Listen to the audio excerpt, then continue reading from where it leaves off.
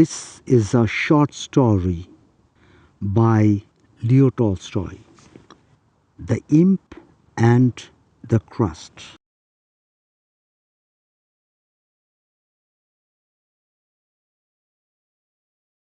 The poor peasant set out early one morning to plough, taking with him for his breakfast a crust of bread. He got his plough ready, wrapped the bread in his coat, put it under a bush, and set to work. After a while, when his horse was tired and he was hungry, the peasant fixed the plough, let the horse loose to graze, and went to get his coat and his breakfast. He lifted the coat, but the bread was gone.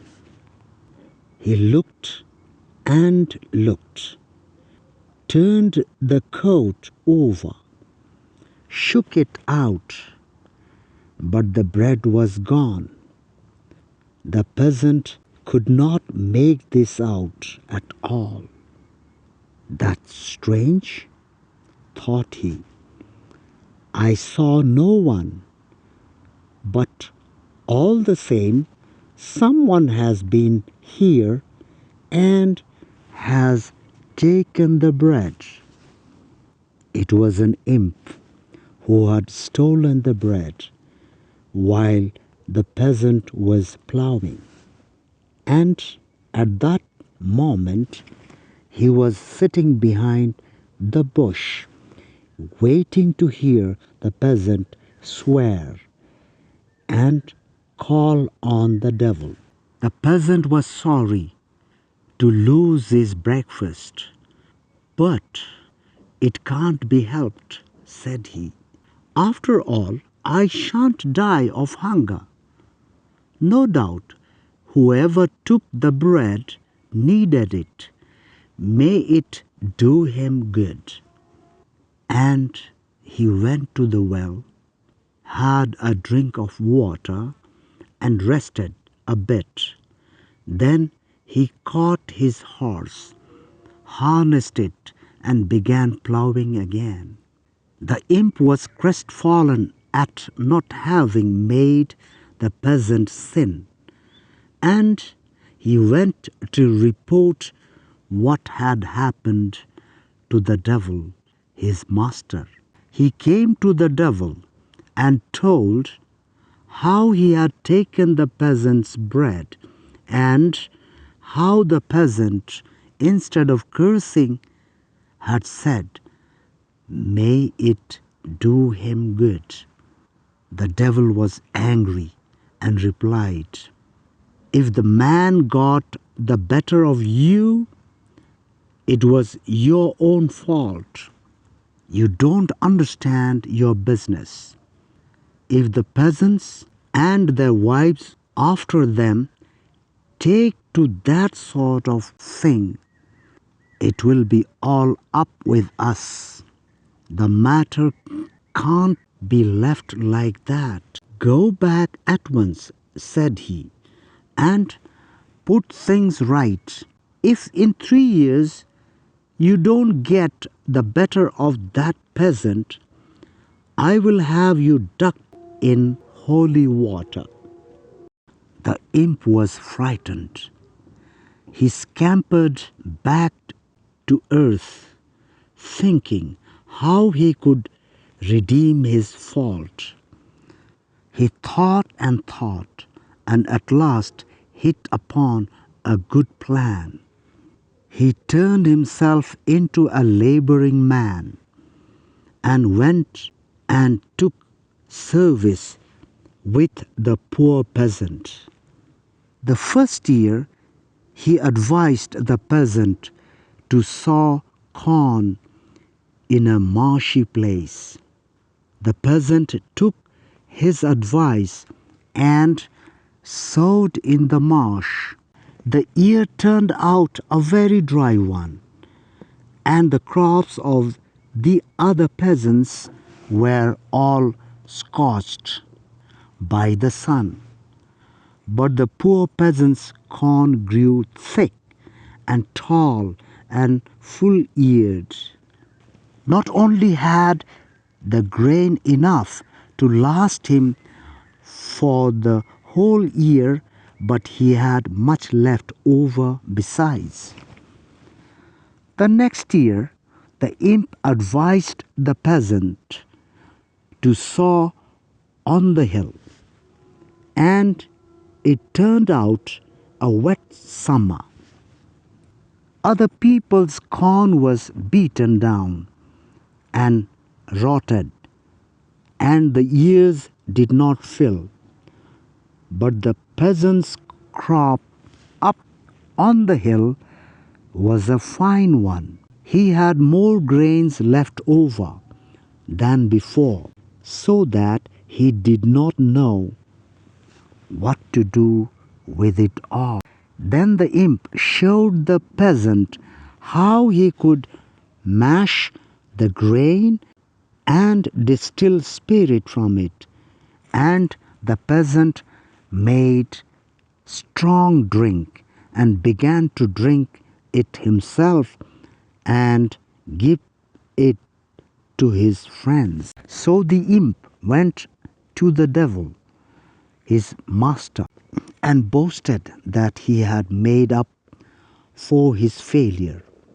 The devil said that he would come and see for himself how the case stood. He came to the peasant's house and saw that the peasant had invited his well-to-do neighbors and was treating them to drink. His wife was offering the drink to the guests, and as she handed it around, she tumbled against the table and spilt a glassful. The peasant was angry and scolded his wife. "What do you mean, you slut? Do you think it's ditch water, you cripple, that you must go pouring good stuff like that over the floor?" The imp nudged the devil, his master, with his elbow. "See," said he, "that's the man who did not grudge his last crust." The peasant, still railing at his wife, began to carry the drink round himself. Just then, a poor peasant, returning from work, came in uninvited. He greeted the company, sat down, and saw that they were drinking. Tired with his day's work, he felt that he too would like a drop. He sat and sat, and his mouth kept watering. But the host, instead of offering him any, only muttered, "I can't find drink for everyone who comes along." This pleased the devil. But the imp chuckled and said, "Wait a bit, there's more to come yet."